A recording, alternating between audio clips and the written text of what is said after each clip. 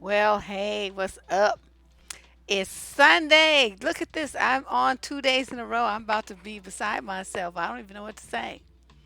Um, Hopefully everything works this time. YouTube has been so iffy with me. It's been treating me like a redheaded stepchild with freckles who's been adopted. Make sure this is good. Okay. What we're going to do today is continue with some of the questions that had come up yesterday. I went through the chat from yesterday's show and pulled out a couple of questions that I didn't see and that I didn't really get a chance to answer there, because I didn't see them. So I'm going to address those today. Hey, Alicia. What's up, Faith? Who else I see? Nicole. Sarah, I say, oh, Kwame. Okay, I'm not sure how to pronounce your name, but the lady from France. Hi, popcorn. Um, what I wanted to do was, address some of the questions that were left over from yesterday, and then at the end of this, I'll, take some new ones. I'm not too bad. I've been taking the muscle relaxers and doing some stretches, and taking the pain pills and stuff. So at this point, I feel pretty. I mean, I still feel it. Don't get me wrong. I probably still feel it for a couple of weeks, but it's manageable. It's tolerable. I'm not like wincing and falling out and all this kind of stuff like I was doing a couple of days ago when the accident first happened. Actually, even up until yesterday, I wasn't really doing that great. So today is it's better. So I'm hoping each day is better than the last. And for those who don't know what I'm talking about, I had a car accident a couple of days ago. My car, I think, is totaled, and my neck and back took a real beating, and so I'm kind of on the mend, but I'm doing the very best I can because I want to keep to my schedule, and I want to make sure that I do what I promised to do for you guys to the best of my ability. Now, it may not the show may be not be as long, and I may not be as witty as I usually am because I'm kind of under the influence of painkillers, but at least I think I've been doing this so long that my brain kind of goes into autopilot, and that I can pull this off pretty good. All right. So, welcome everybody, all the new people who coming in through Twitch and whatever other platforms there are. What we're going to do is address some advice questions and, you know, see what's been going on. So let's start. Let's do the first question. Some of these, yeah, it was something. I'm telling you, I was like kind of shocked. It's like the dude just came out of nowhere. Just yeah, that's what I am. I'm sore. I'm sore. My neck hurts. My back hurts. And I'm too old for this shit. I mean, when I was in my 20s, you just kind of bounce back from shit. Well, them bounce back days is over. All right, so let's look at this question number one. Let's see. She says, we've been going out for about 3 months. Things are weird lately. I'm not sure what's going on. I want to ask him about it. What's the way to ask a guy if he's still interested in dating me without sounding insecure? Hmm. I'm going to say this. It's not about him at all. This is about you. Now, you're feeling that something's off. You're feeling that he's not as involved with you as he was before. You're feeling that something, as you call it, weird. Now, you don't give much information like, is he falling off on the dates? Is he standing you up? Is he not calling? You don't give me a whole bunch of information here to make a really good assessment. But what I'm going to say is this, which is something I say all the time. If you're involved with a man and he's not giving you the relationship that you want, then you get rid of him. It's just that simple. So, I don't know, what you mean by weird. I mean, your whole letter is kind of vague. But to me, 3 months is about the length of time that it takes you to really kind of feel somebody out, see them in a variety of situations, and hear, the deeper nuances of their history, their dreams, what they've been through as far as relationships go, their family dynamics. This is the time when you spend time learning about that kind of stuff, what their goals are, how they handle conflict and stress and stuff like that. Those are all the things you're supposed to be observing during that 90-day period. So if at the end of the 90 days your dude starts falling off and tripping and being different, well, that's a sign that during his 90 days, he's made the assessment that this is not the relationship for him. He may not be ready to really cut it off. He may not know a way to do it, but you're already feeling it. So the responsibility then would lie on you to say, I sense that something's different here. What's going on? What are you thinking? What are you feeling? Make him answer you. He's gonna give you some old bullshit ass him and hawing and stuff. Don't let him get away with that. Say, I see, I sense it, I see it. The evidence is there. Come on, stop, stop hiding. Come on, man up.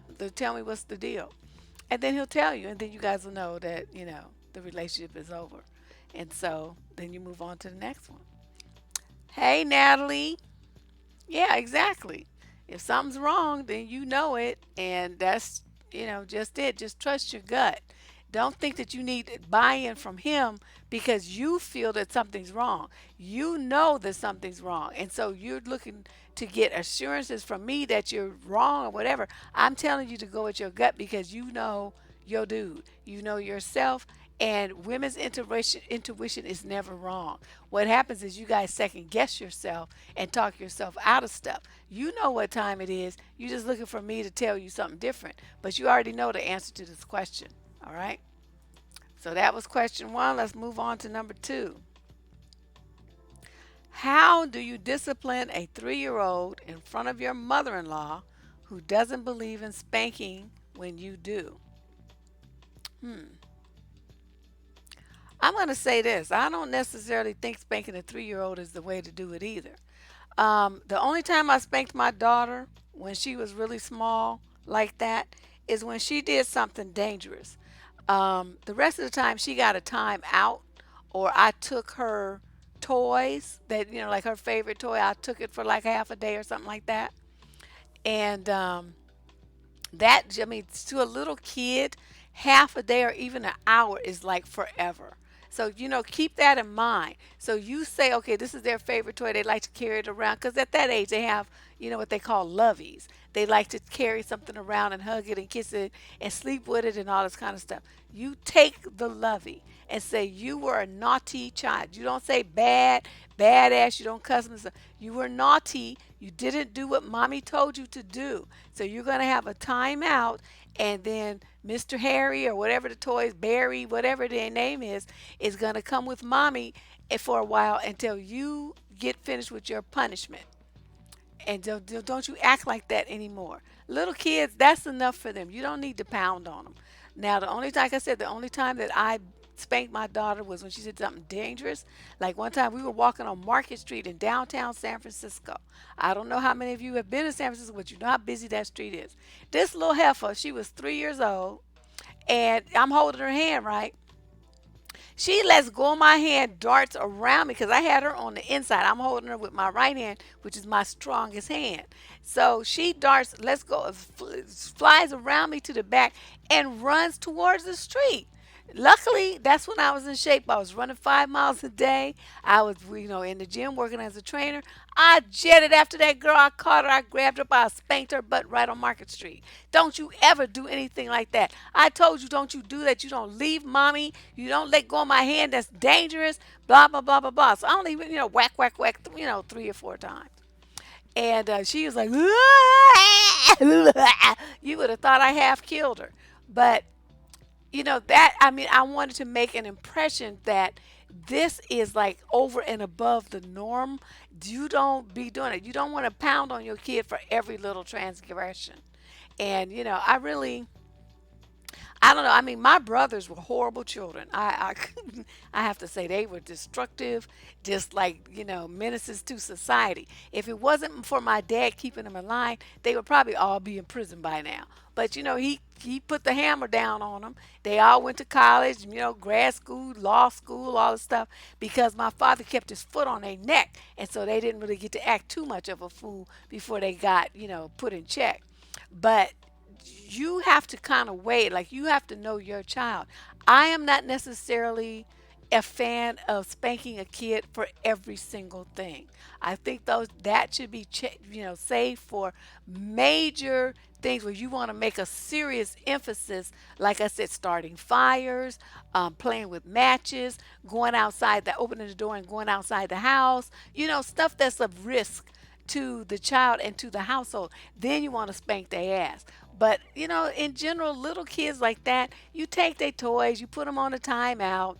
No TV, no videos, no whatever. Oh my God, you act like they think that their soul has been beaten to a pulp, and that's, I think, is sufficient for them.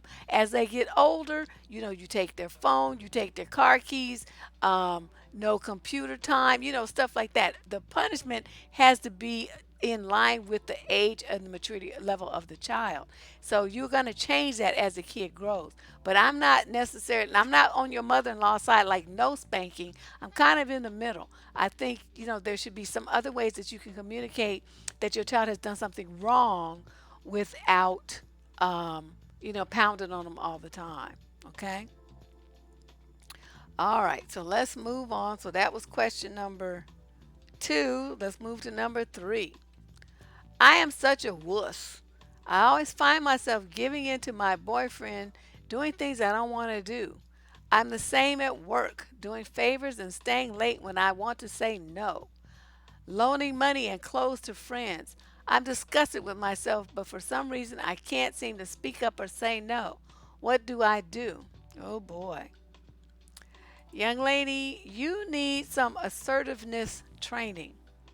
And it's really unfortunate because of the influence of religion, a lot of and the feminine socialization, a lot of women have been trained that they need to quote be nice. They need to be like submissive and agreeable and cordial and do what people want them to do and all this old stuff. In reality, um, no one will respect you if you lay down like a carpet and just do everything that they want you to do. So you have to have some boundaries and you have to have some standards. What I'm going to do is put a link up at this point in the video. Is going to be right up there at the top over here, I think. Yes, it is. And it'll be a link to my video on establishing boundaries. It's a two-part video, so I'll put the first part up and then the first part links to the second. So up in here you will see the part 1. I'll do that when the video is concluded. But I'm thinking that you have to understand that a lot of people a lot of women rather don't understand what assertiveness is. I see a lot of that in the advice column in the letters that have come in here. A week or two ago, we had a letter from a young woman. She wanted to live in a house. Her boyfriend wanted a apartment or something, and so they lived in an apartment. She wanted a cat or something. He didn't, so they didn't have a cat. So everything was she was giving in to him. Um, I mean, all the letters, the women are just compliant with what the guy wants. And it just really disturbed me. I noticed that pattern when we did the show yesterday. I don't know quite what to say about that, but I know you ladies need to understand that you have to have some boundaries. You have to have a plan for yourself. You have to have regulations for your life, guidelines for, what you will and will not do, and then you adhere to them. For some reason that seems to be really hard for the most of you. The guy, you'll say a guy, "No, I don't want to do that." And before you know it, you're doing it because you're trying to please him. I don't understand what that's about. Well, please yourself. You're the most important here. The person here, no matter what relationship you're on or in, the person who is the common denominator to all of those is you. So you take you everywhere you go. You need to be respecting, admiring, and conscious of yourself. You don't, I don't understand this willingness to just sacrifice yourself for a guy to make sure that he, quote, likes you or other people like you. And it's like, a lot of people, like when we're at work, right? Some of the things that happen, like someone will steal someone's idea. And, several of us will know that this was this other person's idea, but somebody will present it to the boss as if it's their idea with no mention, no credit to the individual who actually thought of it. Well, the person, if that's your idea, you're supposed to speak up. Okay, you're supposed to say, thank you for presenting my idea, Joe. I, appreciate that you put that on the table. So, Mr. Smith, your boss, let me finish explaining what it is I had in mind for this. So you just like bump that motherfucker to the side and then you speak up. But most women won't do that. They'll just sit there and seethe and be enraged and angry because this person, took their idea and presented it as their own. You got to speak up. You have to be your own advocate. If you're not advocating for yourself, then who you think is going to do it? If you're not standing up for yourself, who you think is going to do it for you? This is also the kind of people who sit around and think about and say stuff like, well, oh, I should have said this. I should have said that. Later, you need to do that at the time when it's appropriate and not later thinking about what you could have, would have, should have. So, a lot of women are very afraid of doing that. They feel like, well, if I say that, they're going to make somebody angry. Somebody's not going to like me. Who gives a fuck? If it's not your boss and they not paying you, then you don't need to worry about if they like you and what they have to say. Fuck them. Fuck them in their ass with a barbed wire covered baseball bat. Who gives a shit? So, you know what I mean? I'm like, I don't get that. You didn't speak up? No, you got to speak up. You got to speak up. I clown several people like that. I have a one thing I'm really good at is coming up with ideas. I'm an idea person. What I'm not good at is the execution. So I need a team of people around me. When I have ideas, they can take them, fine tune them, and run with it, and make it happen. I can have input in it, but I'm not good at that part. But I can come up with ideas all fucking day. That's what I do. My mind is very active and very creative. So I'm coming up with ideas, right? And I'm at this company, and these people are here, and we're not having like a staff meeting, and I'm coming with all these ideas. This motherfucker, this man, he goes and takes it to the boss like he thought of it. Luckily, my boss knew that he wasn't capable of such a thing. So he comes to me, he says, so and so came to me with this an idea. Was this your idea? I said, yep. I presented that in the meeting that we had 2 days ago, in the whatever room when all the staff was together. He said, I thought so, because it just doesn't sound like anything this individual would ever come up with, because this guy was here before I came and he never came up with any ideas like that. But suddenly now that I'm on board, he's coming up with all these brilliant ideas. That motherfucker was stealing my shit. But luckily, like I said, my boss was slick. But even if you don't have a boss that's slick, you have to stand up for yourself. If people are asking you to do stuff that you don't want to do, you have to find your voice and say no. If people are asking you to be something, be somewhere, do something, say something, carry a load, be responsible for shit that you don't want to, or stealing your ideas, stealing your thunder, you have to be woman enough and confident enough to speak up for yourself. You sit there seething, talking about, well, but they might get mad. They might not like me. Who gives a fuck? As a matter of fact, for this question, hold on a second. I found this survey online. Where is that damn thing? I found this survey because I looked at this question. Usually I don't look, but this one I did because it was so interesting. All right, it was called the Assertiveness Quiz. Let me type the URL here where you can take the test for yourself. Uh,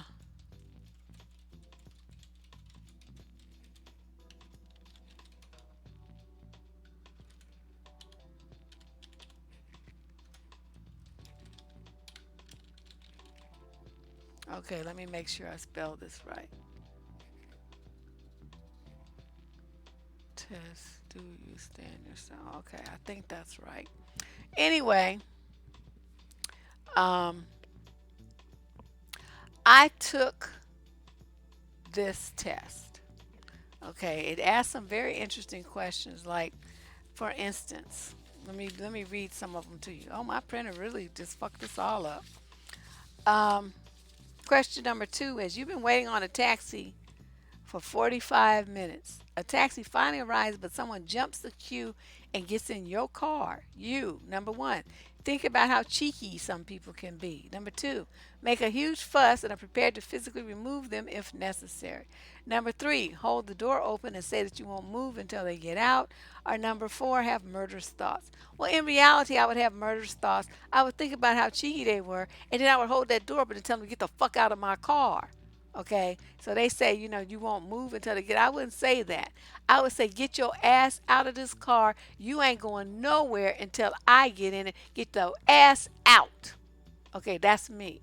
So some people might say, well, that's aggressive. Well, I don't care what it is. It's my cab. Y'all was next. Get your fucking ass out the car. Okay, so whatever you want to call it, aggressive, assertive, I don't really care. But you're not taking a cab that I just waited 45 minutes for. Motherfucker, get your ass to the end of the line and you wait your turn. And that's how it is. I'm like that in the grocery stores. I'm like that in you go to like you have those things up at the malls where you get the food courts and stuff. I remember I was with one of my girlfriends, and that's when our kids were small, right? So you know how long ago this is. My daughter's 24 now, and so my daughter, I don't know, she was probably about 3 or 4 or 5, something like that. She's running around, and my girlfriend's kids were in a stroller. Hers are younger than mine. So we go to this food court. We waiting in the line, right? So it's our turn next. This white lady comes from the side and goes up there and starts giving her order.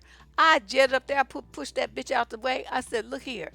We were next. You saw us in line. Don't you dare take her order." That's what I said to the little girl. So her hands started shaking because she was just, she's a high school or college kid. I mean, you know what I mean?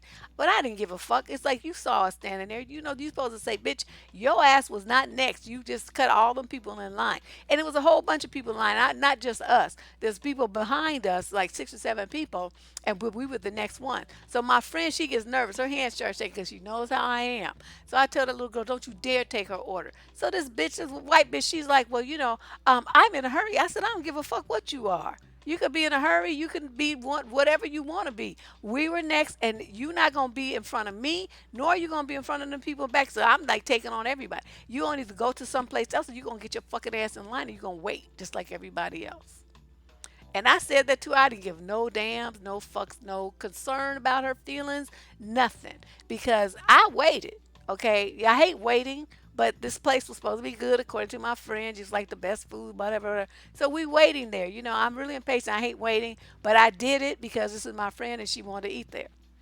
And so, did you think someone let some bitch come and get her food in front of me? Oh hell, fuck no.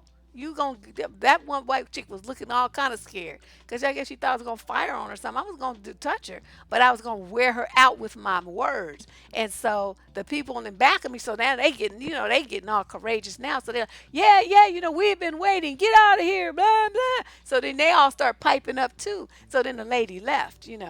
But I'm like, shit, fuck this hoe. You gonna think you gonna just skip up in here? Okay, so then here's number 3. If you don't respond to a verbal attack, it's because number 1, it's the most intelligent course of action, which is what I chose. Number 2, you are weak. Number 3, you lack the courage of your convictions. Or number 4, you're being careful. So it's like 10 questions like that, and I answered them all. I put the URL so you guys can take the test. The results I got was that I am tactful and diplomatic. The bottom line is it says, like a martial arts expert, you don't waste energy unnecessarily turning aggressive behavior back on the instigator. And it says, well done. You're an expert when it comes to standing up for yourself. Carry on the way you are and offer advice to others if they seem to be struggling. I mean, could this be any more prophetic? This is what I'm here to do with you. So I'm trying to teach you guys, you ladies, you got to be more assertive. You got to stand up for yourself. You can't let because somebody's your boyfriend or your husband or even your parents boss you around and get you doing something that you don't want to do as you feel is a violation of your morals, your values, that's infringing on your time or anything like that. You have the right to say no. You don't need to write to me for permission and backup. I mean, I'll give it to you if you need it, but it's like you don't need to do that. Have the courage of your own to stand up for yourself and tell motherfuckers no and to get out of your face. These people be tripping, you know? He was standing on your foot. Let some 200-pound motherfucker about to break the bones in your foot. Because these dudes be big. Oh, hell no. Mm-mm. Okay, so that's what I have to say about that. If you guys, we'll be talking about this some more next week. But standing up for yourself that's a topic. But this is just kind of an overview. I'll be going into a lot more detail on Thursday. Okay, so let's do the next question. Deb, Is there a way to tell a guy, tell if a guy will be a good dad before you settle down and have kids with him? Hmm. Is there a way? Oh, let's see here. Oops, sorry. I did the wrong thing. I say yes. I say there is. I mean, not to say he'll be perfect at it, especially if it's his first time. He's going to make mistakes. We all parents do. But what I have to say is there are certain signs of a man who's got a certain fatherly instinct, and there are those who do not. And I think a lot of women don't pay attention to it. They just go by what the guy says. First of all, you need to look for a man who's generous. Okay, is he generous of his time? Does he give to people? Does he do favors for people without expecting anything back? If he does, like he'll fix some old person's, sink, he'll mow a lawn for a neighbor lady whose husband died. He'll fix, change oil on somebody's car, an old man's car or a man's car who hurt his back. Will he open the door for men who are coming through the door? He might be a young dude, but he's got a bunch of packages and he's got his little kids in tow. Will he do these things without expecting anything back? Will he help people out without expecting anything? If you have a guy like that, then he has the foundation to be a dad and a good one, because when you have children, all they do is take. They don't give shit back until they get like older out of college and have a job. Then maybe they might give you something, send you on a vacation or something when they get their first, bonus or something like that. But you spend the 25 years giving. It's a one-sided relationship as a parent to a child. It's not. Don't think you're gonna get shit from a kid, because it's not gonna happen. You're gonna be sorely disappointed. Well, you can't watch how he interacts with his kids, because we're talking about before he has children. So listen, what she says, can you tell before you have children? So you can't watch how he interacts with kids that he doesn't have yet. So we're talking about telling if a man has the potential to be a good father. And I'm saying generosity of heart and a giving spirit is key. The other thing is, does he make promises and does he do all he can to keep them? Is he a man of his word? Okay, this is like top. You can't make promises to little kids and your ass don't follow through. That destroys children. It destroys them in their trust and belief in people as a whole, in adults especially. They grow up distrustful, suspicious. They feel unsafe, unsure, and insecure. This also applies if you are a parent and you give you know what did she say? Well, he did it besides you, but then he wasn't giving. I mean, duh. Natalie, come on now. I don't give a fuck what he does for everybody else. I'm talking about if you are in a relationship with this man and you see that he does this stuff for you, of course he doesn't do it for you too. You gonna be the one having the kids with him. So I mean, if he does it for everybody else and not you, then what the fuck are you dealing with him for? Kick his ass to the curb. That's a duh. No, both things are important, because kids is a one-sided relationship. You need both. You have to be a man of your word as well, because you make promises to children. I'll take you so and so on Saturday. If you get good grades, you'll get this treat. You have to wash the dishes and do all your chores, or you're going to get a punishment. If you cut class, I'm taking your phone. All of this is a person of their word. Your kids need to be able to depend on you. And I'll tell you a story about this. It's not just about bad things. It's about your kid being able to depend on you to be a consistent person. Consistency is key. And I tell you how to say, I skipped 2 years of school. So I graduated from high school. I was only 16 years old. And everybody in my class was way older. So they were doing a lot of stuff that I wasn't emotionally prepared to do. You know what I'm talking about? And I depended on my parents to protect me. So what would happen is they would say, "Well, come on, let's do this, let's go here, let's do that," and I would say, "No, I can't do that because my parents, would be upset. They're not gonna let me do it." So these kids were like, "Oh, come on, come on." So they would come home with me, right? Now, me knowing my parents, I already knew the answer was gonna be no. I knew that because my parents were so fucking consistent throughout my childhood. Whatever they said, when they said no, that's what they meant. When they said yes, that's what they meant. If they said I'll think about it, that's what they meant. And so I could go out into the world knowing that my parents' word was law. They were not changeable. They were not going to be influenced by anybody or anything. They were persons of their word. That's very important when you have a teenager, and let me tell you why. So these kids would come home from me, right?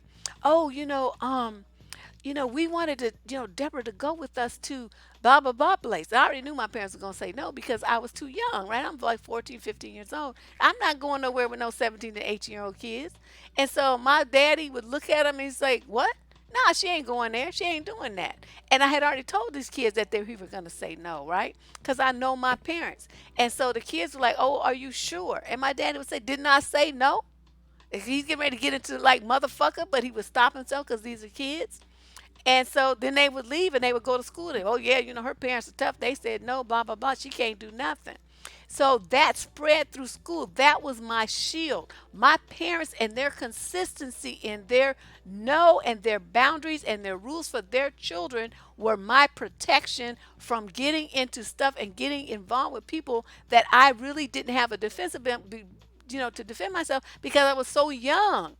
And this is important. And so many parents are so wishy washy with their kids. You tell your kids, no, you can't do that. And then the next thing you know, they keep asking you. And the next thing you know, you give in. See, your ass is stupid. You can't be that kind of parent. If you tell your goddamn kid no, then stick to no. If you tell your kid you need to do all of this shit here before you can go, then don't let them go until they do all of this shit. If they get F's on their report card and you say, if you get an F, I'm going to take all your shit out your room, take the shit and put it in storage or put it at your mother's house in the garage or a friend's house in the garage. Lock that shit up so they can't get it. You guys have got to be more consistent with your children.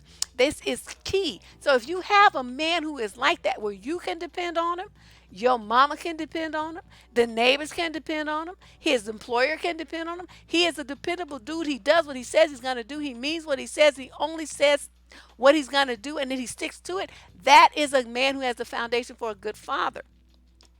These are things that you have to look at. If you have some wishy-washy ass dude, he's always trying to run game on people. He does, nothing he says he doesn't. He always got some bullshit ass excuse for why he can't do something. That's not a good dad. He's going to disappoint you and he's going to disappoint his children. I'm telling you, my parents were no fucking joke. I was scared of them. I like, it's I I mean, they were loving people. Don't get me wrong. They were not abusive in any way, but they did not take no shit.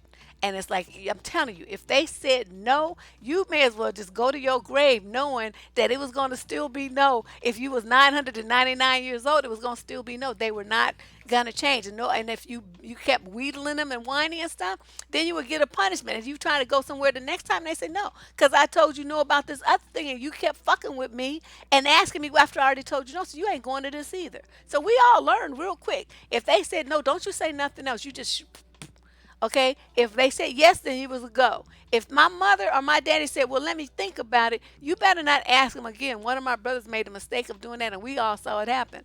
The mother said, well, let me think about it, right? So he waited about 3 days or so. Then he went back to her, well, did you think about it? She said, well, I told you when I think about it, I would give you an answer. But since you come bugging the fuck out of me, the answer now is no. So we learned real quick. If she said, I'm thinking about it, don't ask her until she come back with an answer. Don't you say nothing, because then the answer is going to be no.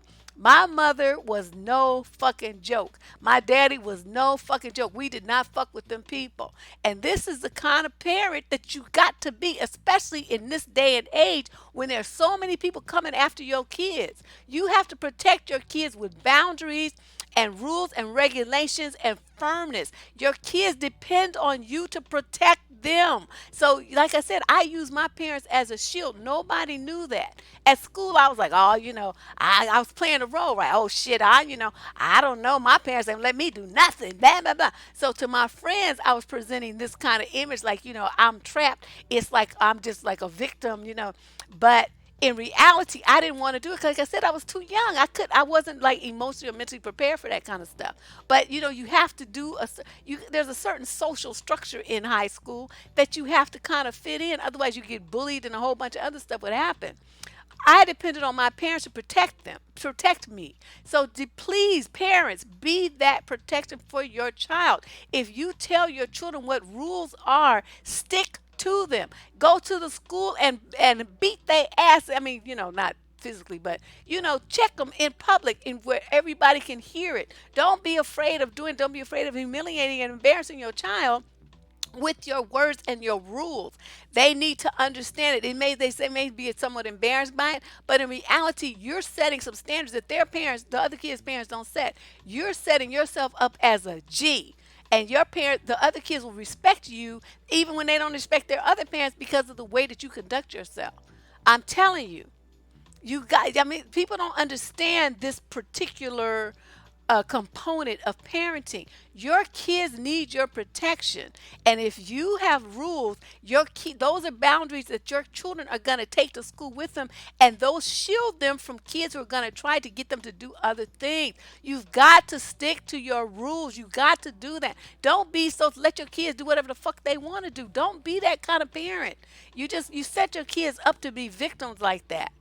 They need structure. They need rules. They need schedules. Their bedtime at a certain time. Don't let them make decisions. You do your homework. You go to bed at this time. You take your bath at this time. You have your ass in bed at 8:30. There's no discussion about it. Get up the fuck off them video games. I will take it if I see you cheating and playing with it. Give me your phone. I mean, be that parent. Be that tough person. Stop being so weak. Oh my God, this is just drives me crazy. So with this woman, um, you know, you can't be like that. In other words, you can't be like that. You got to be tough. You had a parent that dislikes you, and the other one was indifferent. Well, that's unfortunate. That's very sad. I hate to hear that. Well, we love you though, Lacey. We love you. I don't know. Some people really just really shouldn't have kids. That's the way I look at it. Yeah, kids. You gotta be tough with them. I mean, you gotta be tough with them. Otherwise, you're gonna get your kids.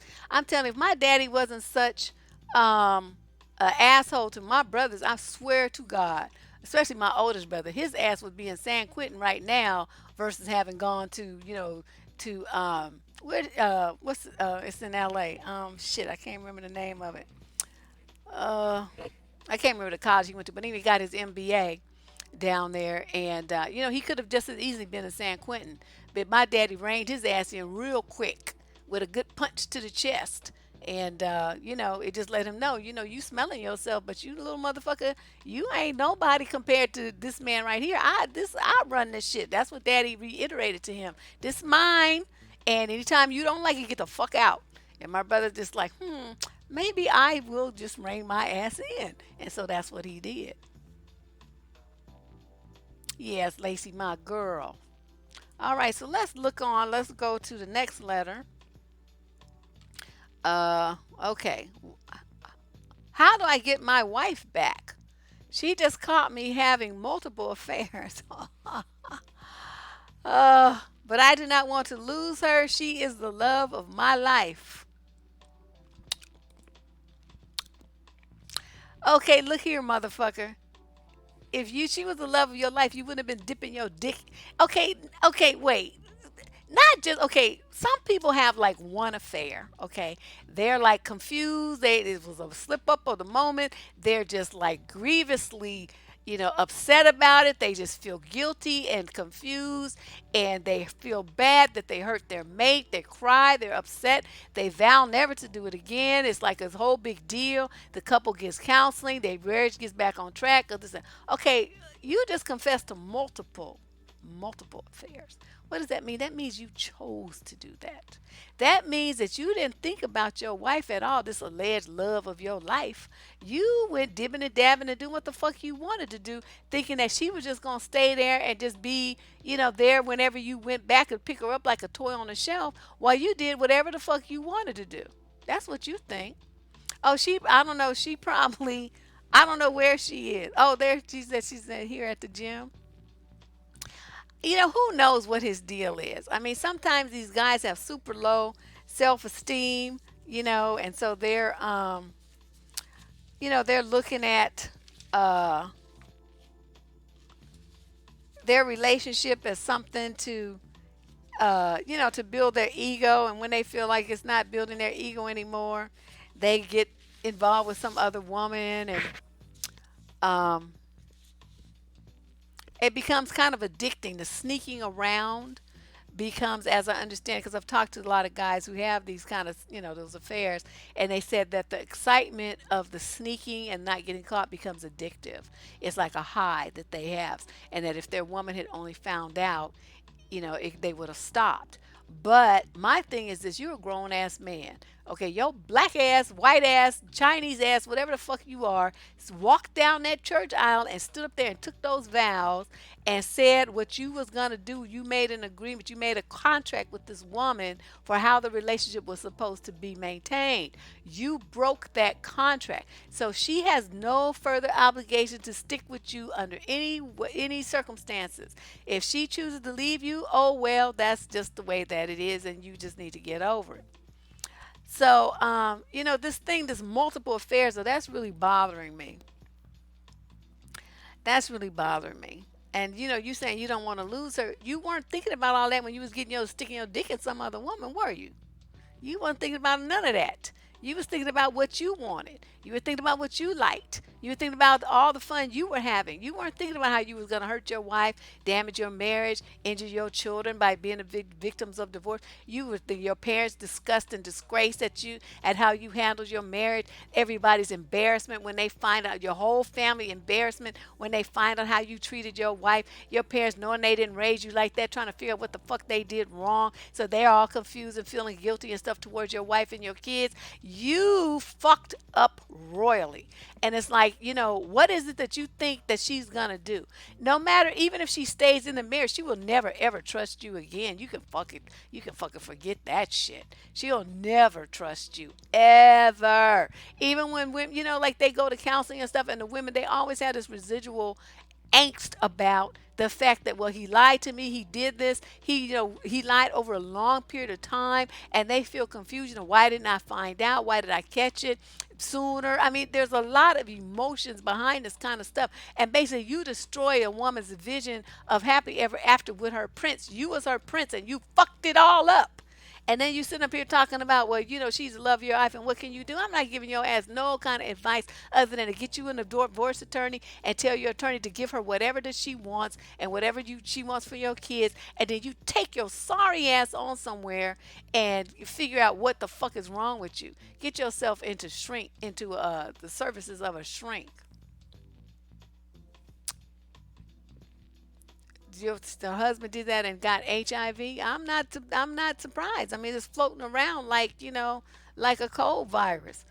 People are getting this shit. It's like ridiculous. And these men, what really kills me is they cheat and they don't even have sense enough to use condoms. I mean, they just be doing it bare with these miscellaneous stray women, and then you bring that shit home to your wife, and then your wife ends up with some dreadful disease and some thing she can't get rid of, and it's all your fault. So I mean, these dudes, dude, I have like no sympathy for you. I have none. I mean, um, you don't know that the side chick gave it to him. That motherfucker could have been dipping and dabbing at a glory hole. The way these dudes do, I wouldn't believe that for a second.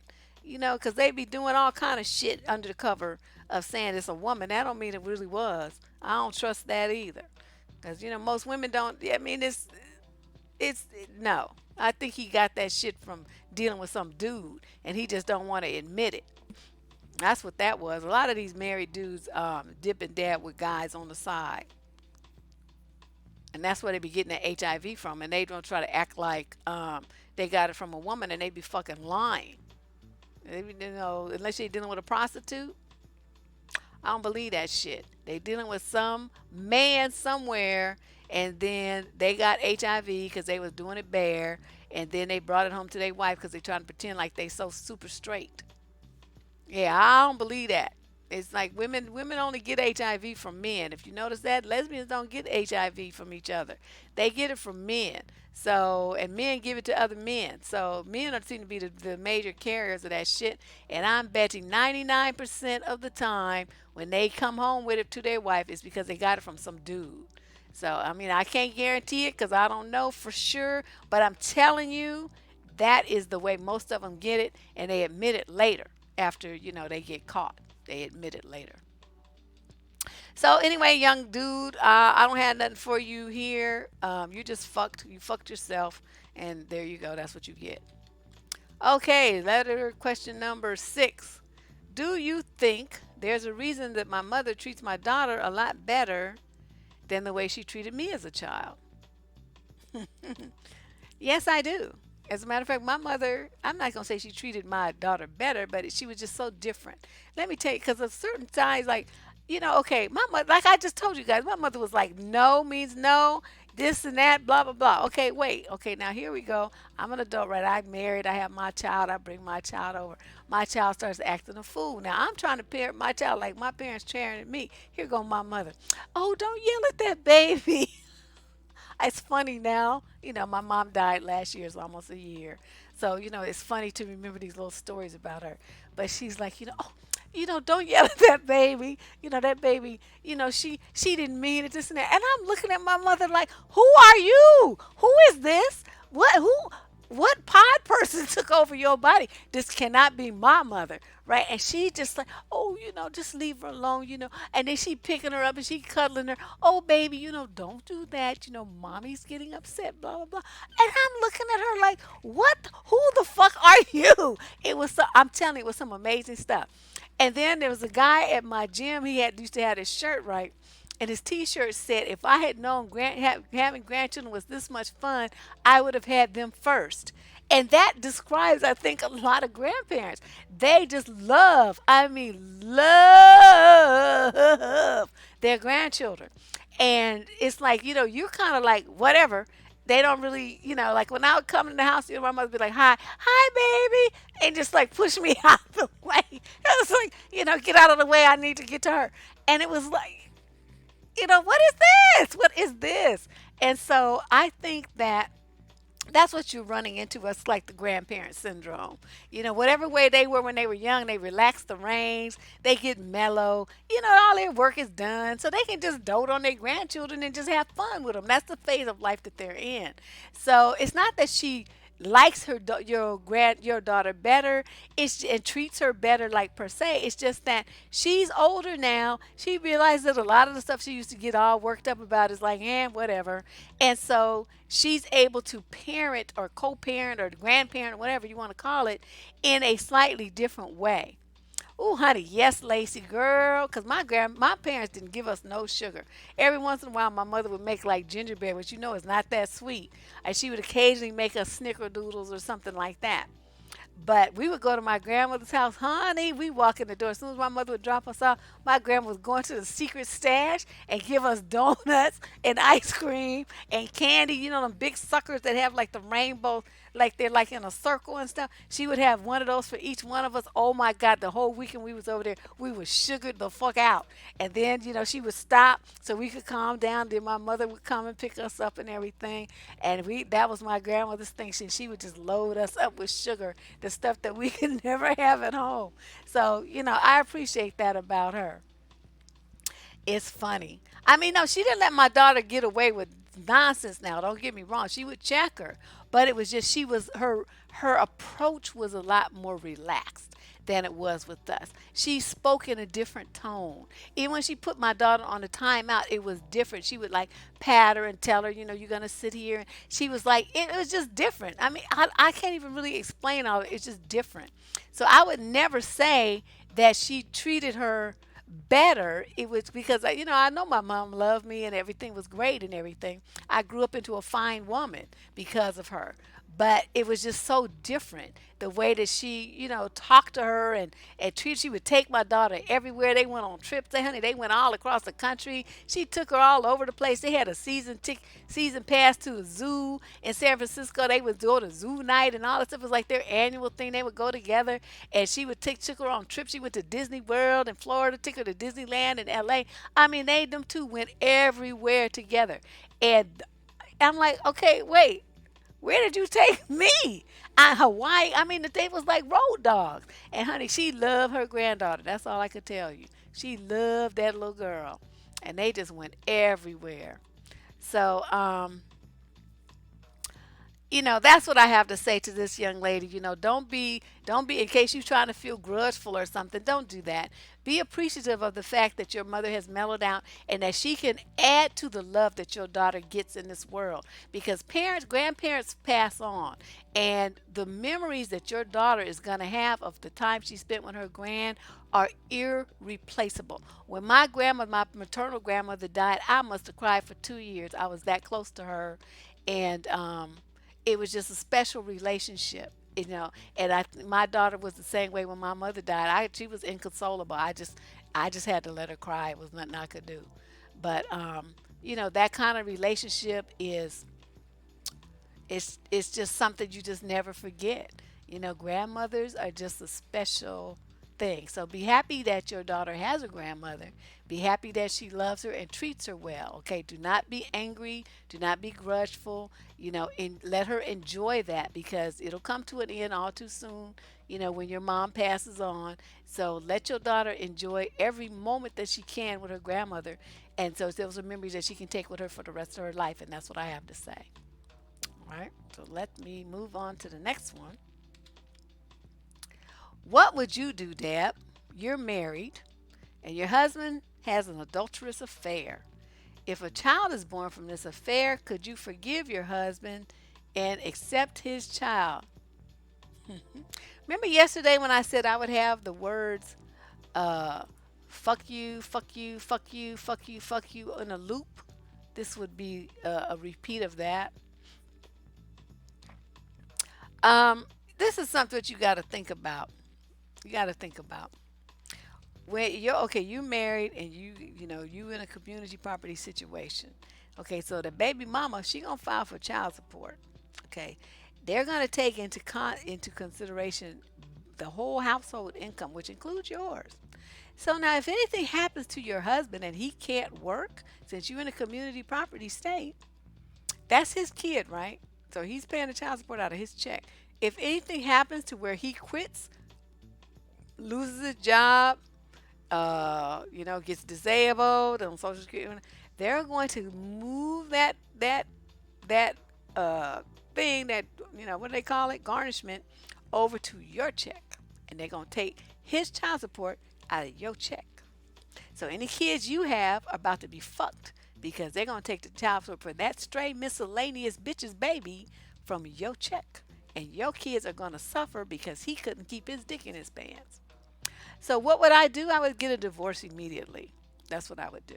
Even if y'all stay in the same house, I would still get a divorce, because I want my money separate from his. So anything that happens with that kid, that's going to be on him. And most likely it would be a divorce, and I would move out and I would have my own life somewhere else, because to me, this is a bad thing. Okay, it's not only that he has an affair, but he's fucking raw, and risking giving you a disease, and risking getting some woman pregnant. He gave no fucks about you. He gave no fucks about your marriage. He gave no fuck about the kids that you two have. He gave no fucks about the vows that he took. He really didn't even give any fucks about himself, because all he cared about was getting his dick wet.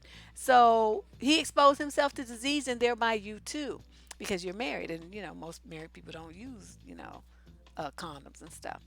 So I would say that you need to file for a divorce immediately. Consult with an attorney, of course, and figure out what your options are for child support and child custody and visitation and all that if you two have children. But I would not want anything to do with this man. I mean, my marriage would be destroyed. I mean, this is what happened to the vows that we took. You just like threw everything away. So, I'm throwing you away. That's what that would happen. I'm throwing you and the whole marriage into the trash, because that's all it is garbage. Yeah, I'm not paying child support for a side chick, baby. That's your shit. You go over there and handle that. I don't really give a fuck what you do, but it don't have nothing to do with me. All right? So, next question. I think this is the last one. My 35-year-old cousin has been pressuring his wife to bring another woman to their bed for years. She finally relented and gave him what he wanted. What do I do to make him stop crying? Oh, oh, oh. Now that the wife left him for the other woman. Ah! Go! Good Lord. What do you do to make him stop crying? You just laugh in his face and tell him that's what you get. I mean, how stupid can you be? I can't think of any better payback, what they call it, karma, than this. This is like beautiful. This shit is so wonderful. I'm going to put this shit in a frame on my wall over my desk. That's how beautiful this is. That's what he gets. That's what he gets. Because you can figure that, his wife, I mean, how do you do that? How do you pressure your wife to do some shit like that over and over? I mean, he's not thinking about his marriage at all. I don't really get these guys. You know what I mean? What is it that marriage means to you when this is how you approach it? I just really don't get it. I couldn't be with a man like this. Isn't that a twist? I'm like, this is like the best. This is the best. Yes, this is like WTF Tuesday. You right. But these are some things that these were like posted as comments. And I don't really want to deal with them like that, but I'm trying to clean up all the remaining things. I'm trying to tell people from now on, you need to send your letters through the advice submission process. But these are like, I think I have maybe 5 or 6 more, so maybe next week I'll have cleaned them all up and they'll be done, and I won't be accepting any more letters. You post some questions on the comments thing, it's just gonna get deleted. I'm not gonna pay any attention to it. But I'm trying to clean it all up. These are some of the last ones, and this I can't think of any better payback for this clown than this. He's going to be just totally for the rest of his life doing a face palm on himself. Why did I do that? Why did I insist that? Now I lost the most important person to me, which, what did I do that for? He's going to be questioning his motives. And all he was doing was thinking about himself. He wasn't thinking about how his wife was going to take it, how his wife was going to feel, nothing. He was thinking about himself. And so this is his payback. Yay!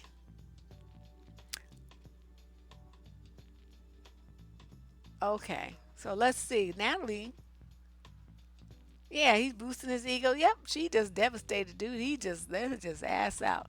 So Natalie says, one of my friends started a relationship allowing him to hoe out and hook up with girls on Tinder and bring women to their bed, and she's not bi. What? What's wrong with her? Okay, she just beyond like next level desperate. I can't deal with that. Yeah, this is often traveling Diva, because this is unusual. I haven't really been able to go out and about and do anything because of my, car accident. My neck and back are all fucked up.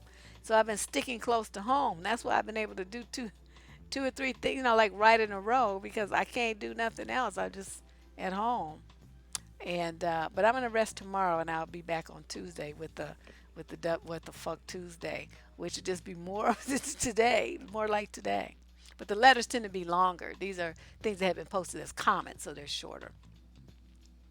Yeah, this is kind of interesting. I don't really know what to say about these folks. Um, But these are some very interesting questions, and the earlier ones were from they were posted as questions in the chat yesterday, but I missed them, so I've extracted them and put them into the show today so I could respond to them. My apologies because that was so busy yesterday. I just did not see. Um, I just missed half the questions. I'm just like, what the heck? But I think my moderators are going to have to help me. We have to talk about it and figure out how to do this so that the questions are put into a queue by the moderators. And, you know, that way we can get them, it'll be a smooth process. So Natalie says, she said no other girl would allow him that. I'm like, yeah, nope, you right. Who wants to be bothered with that stuff? I mean, how is that a relationship between two people? That's just like, he just using your body as part of his prop to his freaky whatever. I mean, I know people that's probably okay with some people. That's not okay with me. So I don't understand that kind of lifestyle. It's like, what in the world do you have a relationship for if that's how you want to conduct it? I mean, just be out there, be single, and just do your thing. You don't need to call yourself having a relationship and you're behaving that way or you're treating people that way. I don't get it. I don't get it at all. Yes, I feel better, Diva. Thank you. You know, we're getting there. We're getting there. So that's what we got going on today, my young people. I'm like kind of surprised that these people were they having such relationship angst. But the main thing is, take a moment and scroll up and look at that assertiveness test. If you have a chance, do that before next Thursday when we talk about how to stand up for yourself. Okay, that's going to be the topic. And, I want you to take that test. It's in the chat stream and then come to the chat with your results. If you are one of those people that, scored low and that you need some help with assertiveness, then the chat that we're going to have on Thursday will be right down your alley. Okay. And I think that that'll be really good for everybody to talk about. So this is Deb Cooper from survivingdating.com, askheartbeat.com. You can check out my vegan blog at blacksgoingvegan.com. My books are on amazon.com, and then I'm here every Tuesday, Thursday, and Saturday and or Sunday doing videos here on Twitch and YouTube. I will see you guys on Tuesday. Go ahead and enjoy the rest of your weekend, okay? Bye bye.